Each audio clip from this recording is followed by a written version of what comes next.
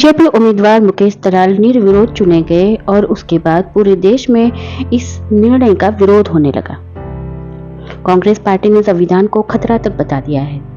7 मई को पूरे गुजरात में चुनाव होंगे, लेकिन सूरत के लोग अपना मत नहीं दे पाएंगे। नमस्कार, मैं हूं कोमल अजय और आज आपको अवगत कराएंगे सूरत के निर्विरोध चुने गए बीजेपी उम्मीदवार मुकेश दलाल के बारे में। कांग्रेस पार्टी ने तो संविधान को खतरा तक बता दिया है, लेकिन क्या आपको पता है कि सबसे ज्यादा अगर निर्विरोध कोई पार्टी जीती है तो वो है कांग्रेस पार्टी। और 1951 से लेकर अब तक सिर्फ लोकसभा निर्विरोध चुनाव जीतने का आंकड़ा है 35 और विधानसभा की बात करें तो ये आंकड़ा बहुत बड़ा है, जिसमें प्रमुख चेहरे हैं 2012 में निर्विरोध जीती Dimple Yadav, Farooq Abdullah Jammu and Kashmir, Hare Krishna Mehta, PM Sayeed, SC जमीर।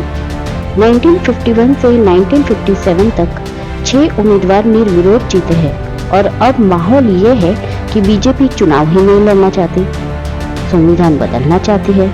तो ये गलत है, चुनाव ना करवाना भी गलत है और हमारे लोकशाही के लिए मजबूत विरोध पक्ष का होना बहुत ही जरूरी है। लेकिन देश में ऐसे वाकया हुए हैं और ये प्रक्रिया कोई पार्टी पक्ष नहीं करता, बल्कि चुनाव आयोग यह निर्णय लेता है।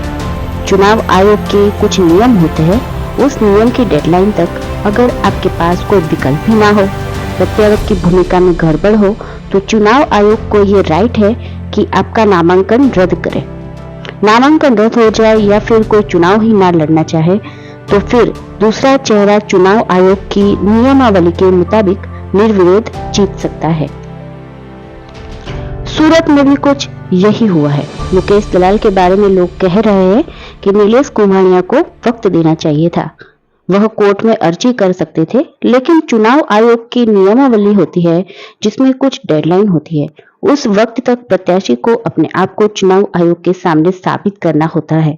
अगर वह ऐसा नहीं करता तो नामांकन अपने आप रद्द हो जाता है और दूसरी पार्टी के प्रत्याशी को जीत का विरोध मिलता है। तो यह थी सूरत के बीजेपी उम्मीदवार की जीतने की वजह।